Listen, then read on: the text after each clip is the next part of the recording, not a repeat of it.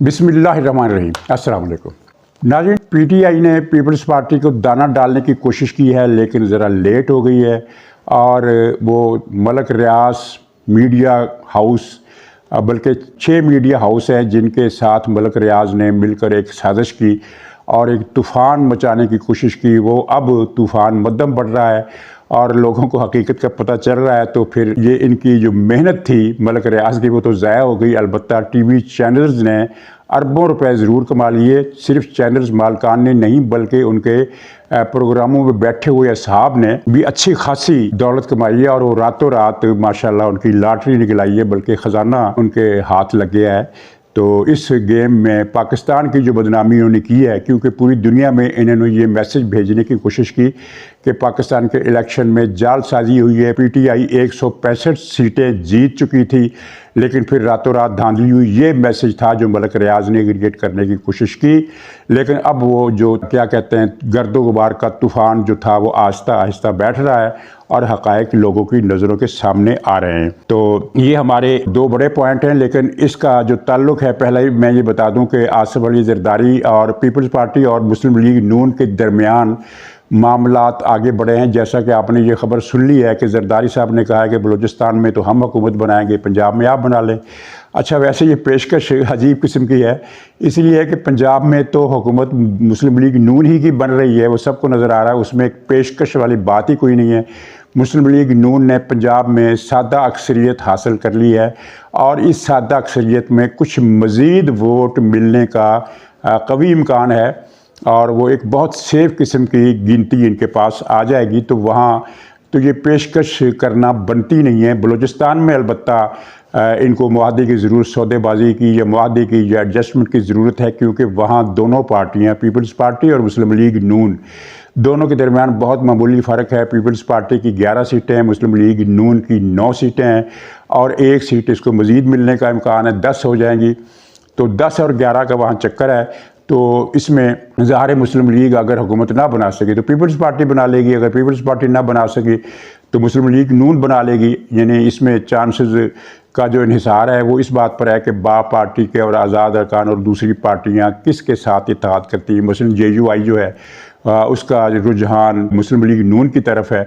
तो इस तरह मुस्लिम लीग नून के और JUI के और बाप पार्टी के अरकान को मिलाकर एक अक्सरियत वहाँ बन सकती है। तो कहने का मतलब ये है कि बलूचिस्तान को आज़ाद रखा जा सकता है, क्योंकि वहाँ पंजाब और बलूचिस्तान का कोई अदले बदले का मुवाजना यहाँ बनता नहीं है। यानी पंजाब में मुस्लिम लीग तने तनहा सादा अक्सरियत हासिल कर चुकी है और वो जंग और जियो ग्रुप का यह प्रोपगंडा तो दम तोड़ गया कि पंजाब असम्बली में यानी मुस्लिम लीग नून के और PTI के अरकान की तादाद बराबर है। 30-40 का फ़र्क है, 30-40 35-40 का फ़र्क है, 35-40 सीटों का फ़र्क है। मुस्लिम लीग नून की इतनी ज़्यादा है। जंग जियो ग्रुप जो जालसाजी करता रहा और उसके साथ ही दूसरे 6 चैनल ये जालसाजी करते रहे, वफाक में भी और पंजाब में भी, कि जो जितने आज़ाद अरकान थे वो सारे PTI की दिखाए जाते रहे। जबकि हकीकत जब खुली तो पता चला, और ये हकीकत खुलने का जो सेहरा है वो मुस्लिम लीग नून के सर नहीं है। मुस्लिम लीग नून ने तो कोई मेहनत की ही नहीं। ये फैसल वावडा के मुंह से निकल गया कि ये जो 100 कौमी असम्बली में आज़ाद अरकान जीते हैं, इनमें 35 का ताल्लुक PTI से नहीं है। वो अदर दैन PTI आज़ाद उम्मीदवार हैं जो हर इलेक्शन में आज़ाद उम्मीदवार खड़े होते हैं, जो उनकी किस्म से हैं, इनका PTI से कोई ताल्लुक नहीं है। तो इस तरह पंजाब में भी जो आज़ाद अरकान का 34 अरकान का ग्रुप था उसको भी इन्होंने PTI में शामिल कर दिया। 34 को वहाँ से निकाल लें, बाकी गिनती क्या बचती है। इसी तरह वफाक में वो जो नवाज शरीफ साहब ने बात की थी कि हम सिंगल लार्जेस्ट पार्टी हैं, तो बहुत सारे लोगों को ये बात समझ में नहीं आई कि ये क्यों कह रहे हैं कि जबकि PTI के पास 100 अरकान है कौमी असम्बली में। तो अब उनमें से 30-35 को निकाल दें तो कितने रह जाते हैं? 65 या 70 इतने रह जाते हैं।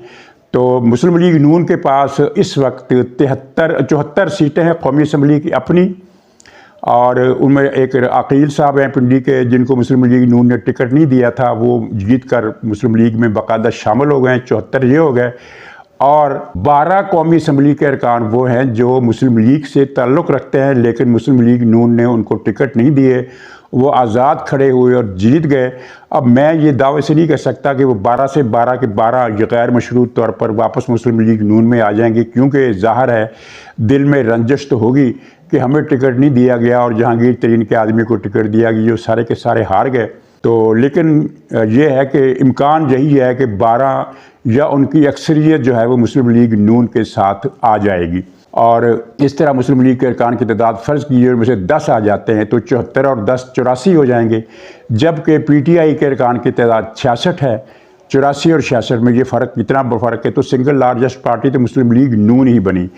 और ये दावा भी किया जा रहा है कि जो PTI की जो 65-66 अरकान कौमी असम्बली हैं, ये दावा है, मुसद्दक़ा खबर इस हद तक नहीं है कि इनमें से कितने लोग यकीनी तौर पर पार्टी को छोड़ देंगे, लेकिन इतनी खबर मुसद्दक़ा है कि इनमें से 20 अरकान ने, यानी PTI की जो हामी है, जिनको आज़ाद उम्मीदवार के तौर पर PTI ने हमायत की और वो जीत गए, उनमें से 20 अरकान ऐसे हैं जिन्होंने पिछले दिनों में इलेक्शन के बाद भी, इलेक्शन से पहले भी मुस्लिम लीग नून से राब्ता ज़रूर किया था। तो हो सकता है अब उनकी कोई एक तादाद अपना जहन बदल लें कि नहीं, हमें अगर मुस्लिम लीग नून के साथ हम जाते हैं तो फिर हमारे जो वोटर हैं, ज़ाहिर बात तो उनकी सही है कि PTI के वोटर जिन्होंने इसलिए वोट दिया कि वो इमरान खान का साथ दें, वो अगर इमरान खान को छोड़कर किसी और पार्टी की तरफ जाते हैं तो वो रिएक्शन तो आ सकता है। लेकिन इवन देन इस सारी सूरत हाल में PTI के मुतअद्दिद अरकान, जिनकी तादाद 20 से 30 तक बताई जाती है, दोनों तरफ राब्ते में है।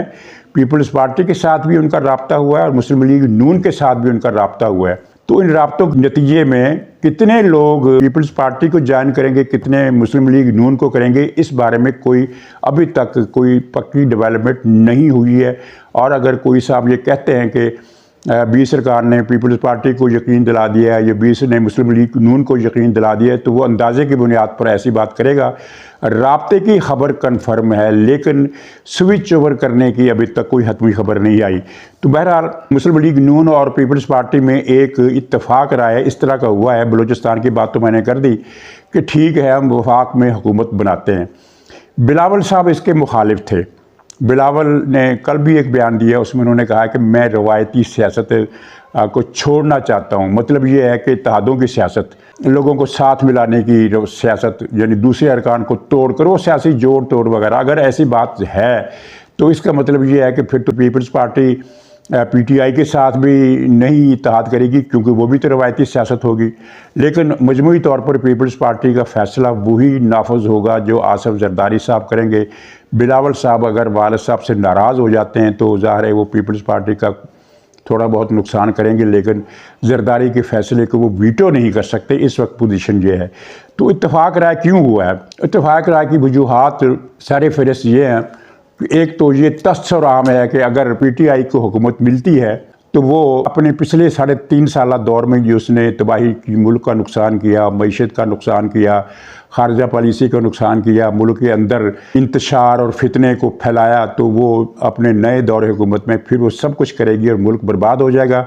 जबकि इस वक्त पाकिस्तान के लिए जो एक बहुत बड़ी रुकावट है वो ये है कि गैर मुल्की मदद कुनदगान जो है हमारे पाकिस्तान के बड़े बड़े, सऊदी अरब है, कतर है, चीन है, इन सब की ये शर्त है। और ये साबित हो चुका है कि ये शर्त वाली खबर जो 6 महीने पहले आई थी वो अभी तक एग्जिस्ट कर रही है, बल्कि उस पर वो असर्ट भी कर रहे हैं कि नवाज़ शरीफ अगर वज़ीर-ए-आज़म बनते हैं तो हम ये इमदाद देंगे और तरक्याती मनसूबे भी आगे बढ़ाएंगे, वरना फिर हमारी तरफ से कोई बात यकीन से नहीं की जा सकती। तो ये बात जो है ये इदारों के लिए, रियासत के लिए बड़ी क्रिटिकल है। वो अब इस चीज़ को आगे बढ़ाना चाहते हैं और एक ऐसा मिसाक़ी मईशत होने वाला है जिसके तहत पाकिस्तान में एक इस्तेहकाम की फ़ज़ा बनाई जाएगी और तरक्याती मनसूबे, गैर मुल्की सरमायाकारी, मईशत की मुल्की सतह पर बहरान को हल करने के जो फार्मूले और तरीक़ेकार हो सकते हैं वो सब आजमाए जाएंगे, इख्तियार किए जाएंगे और पाकिस्तान की मईशत को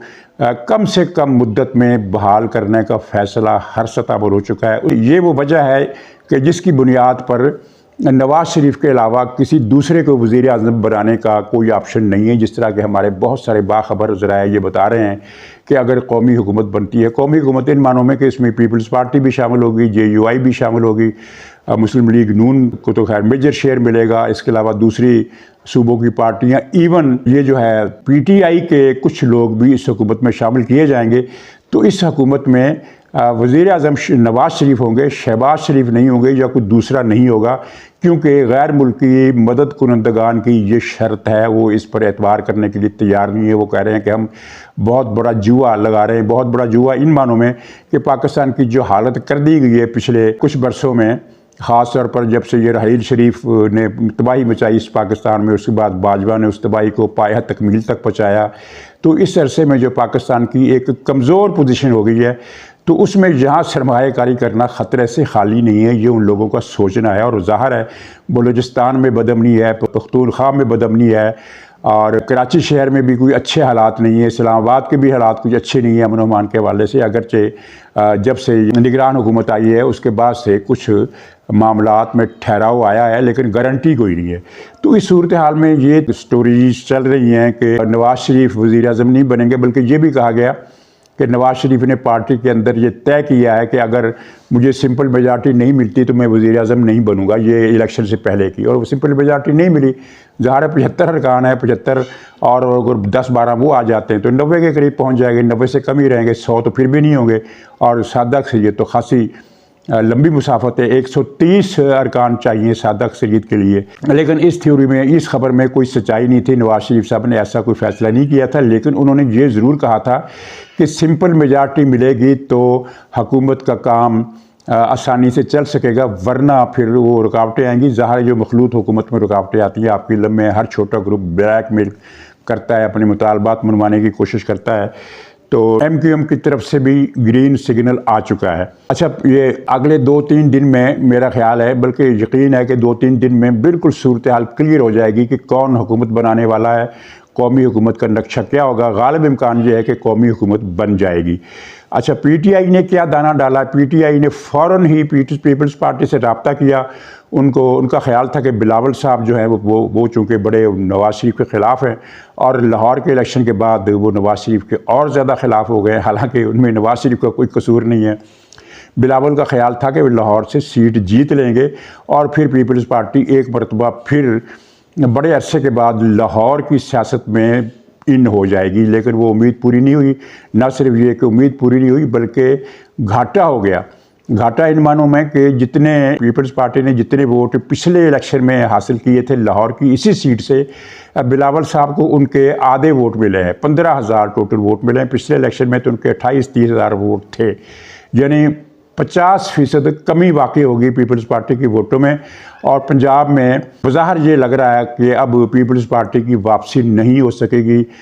जो कुछ पीपल्स पार्टी के अरकान जीत कर आए हैं वो यूसुफ रज़ा गिलानी का ग्रुप है, उनके साथी हैं, और 1-2 सीटें और उनको मिल गई हैं। टोटल 10 सीटें मिली हैं, जो कि पंजाब के 250-300 के ईवान में, यानी ये बहुत ही कम अरकान है। पीपल्स पार्टी की वापसी पंजाब में अब मुश्किल है, तो पीपल्स पार्टी को समझौता करना पड़ेगा हालात से कि वो सिंध पर ज़ोर रखे, पख्तूनख्वा पर ज़ोर रखे, बलूचिस्तान पर ज़ोर रखे जहाँ उसके चांसेस ज़्यादा हैं। पंजाब में उसके चांसेस अब बहुत कम हैं।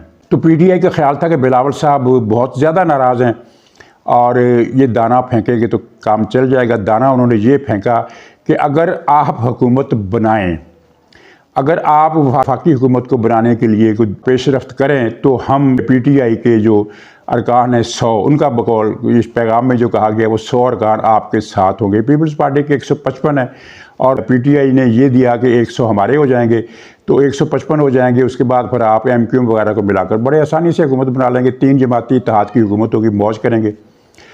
लेकिन उसके बाद पीपल्स पार्टी को भी ये पता चल गया। अच्छा, ये हैरत की बात है कि 100 रुकन PTI की नहीं है, 66 है।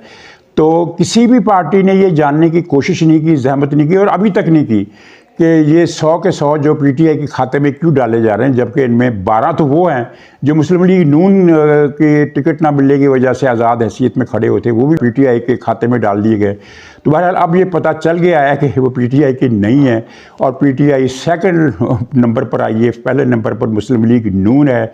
इलेक्शन के हवाले से, यानी उसकी सीटें इलेक्शन के हवाले से भी PTI से ज़्यादा है, क्योंकि 74-75 हैं, PTI की 65-66 है, तो उसके ज़्यादा है। और अगर आज़ाद उम्मीदवार मुस्लिम लीग के अपने जो अलग खड़े होते हैं वो भी मिल जाते हैं तो फिर ये फ़र्क और बढ़ जाता है। तो फिर इस सूरत में पीटीआई की हमायत पीपल्स पार्टी को फ़ायदा मंद नहीं हो सकेगी और पीपल्स पार्टी ने फिर ये तजवीज़ जो है उसको वापस कर दिया कि नहीं, हम आपकी मदद से हुकूमत नहीं बनाना चाहते। बज़ाहिर वो जो लॉबी थी जो पीटीआई के साथ तावन करना चाहती थी वो कमज़ोर पड़ गई इस खबर से तो यही लगता है।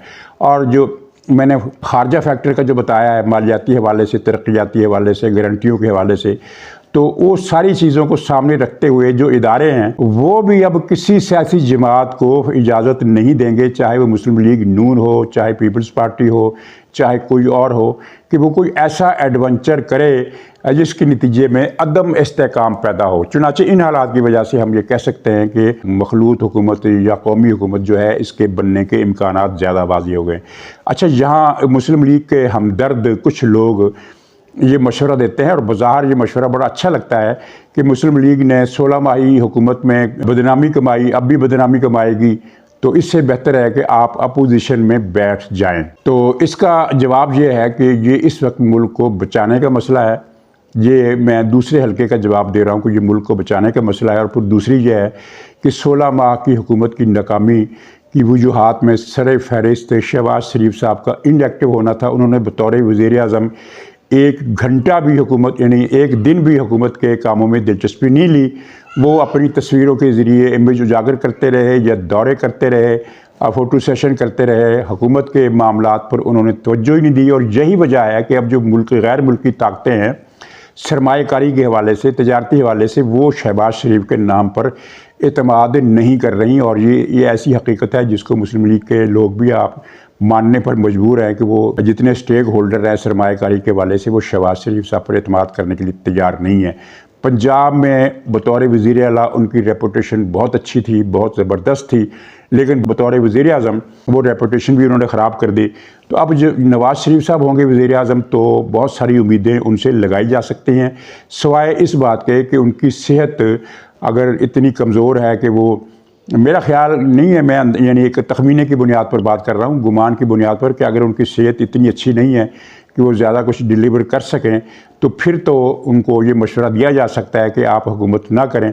लेकिन अगर वो ये समझते हैं कि नहीं उनकी सेहत अच्छी है तो फिर मेरा ख्याल है कि उन्हें इस ख़तरनाक मौके पर, जब पीटीआई तय कर चुकी है कि उसने पख्तूनस्तान को अलग पाकिस्तान से करना है, तो इस सूरत हाल में, और जबकि माशी ज़वाल में अगरचे ठहराव आया है लेकिन ज़वाल तो चल रहा है ना, ज़वाल तो नहीं रुका।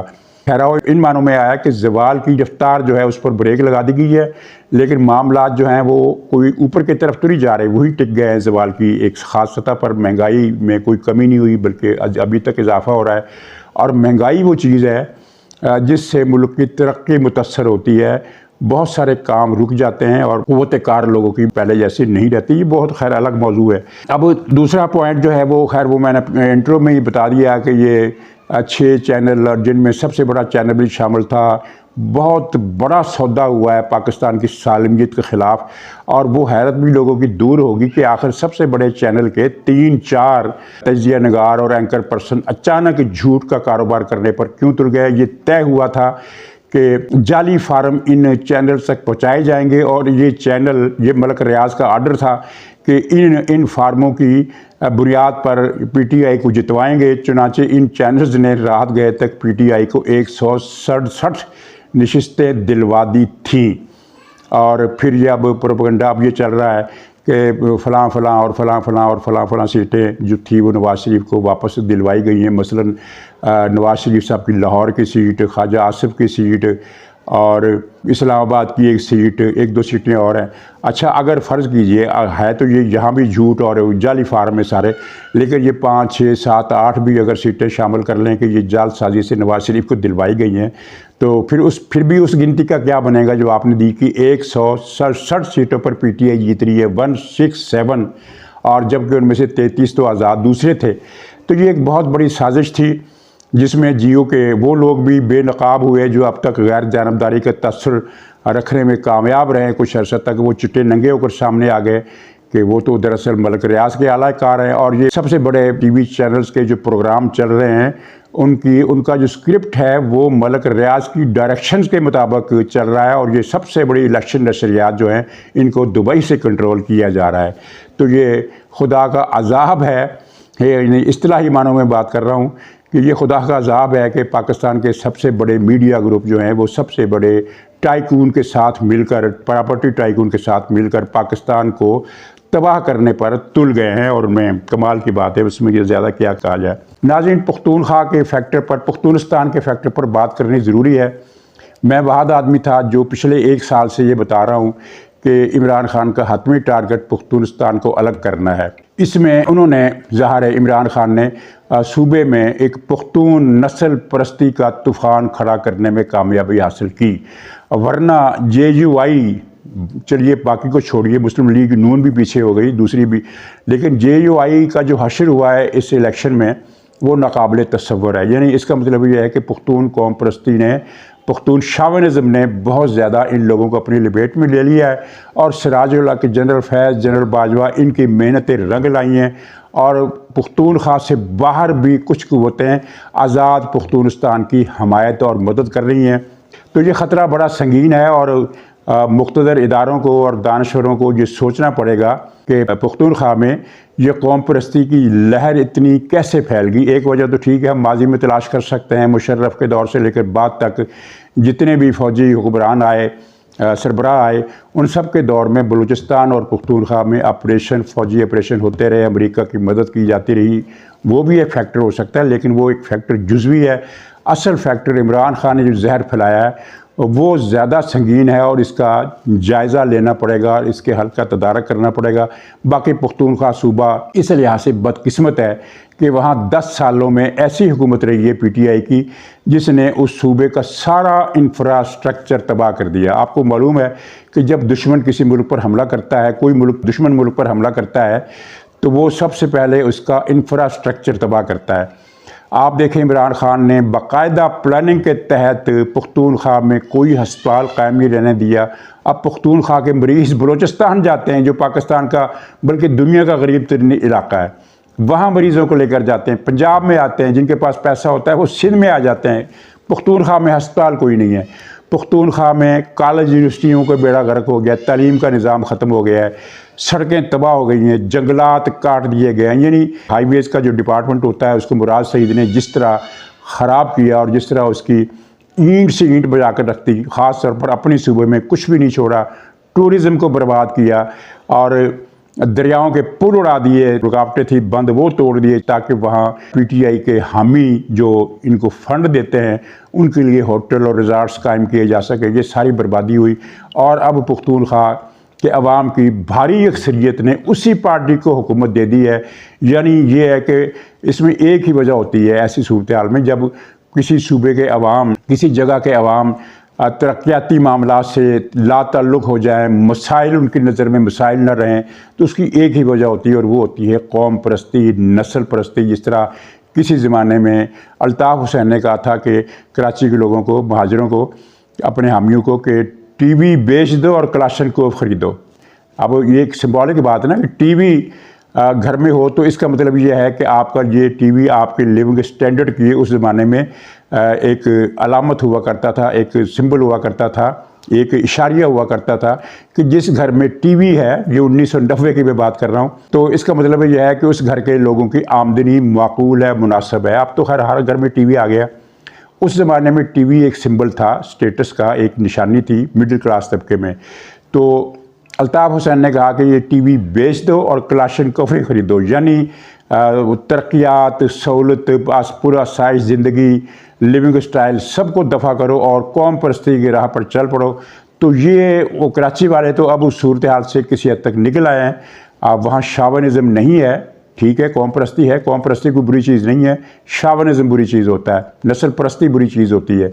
तो वो जो चीज़ महाजिरों ने तर्क कर दी वो अब पुख्तूनख्वा के लोगों ने ऑन कर ली है और वो पुख्तून शावनिज़म की राह पर चल पड़े। आप पंजाब में नहीं समझ सकते, सिंध में नहीं समझ सकते, पुख्तूनख्वा में जाकर PTI के जलसों में होने वाली तकरीरें सुनिए और उनके वहाँ जो आवाम नारे लगाते हैं वो सुनिए और दूसरी कौमों के बारे में इन जलसों में जो कुछ कहा जाता है वो सुनिए।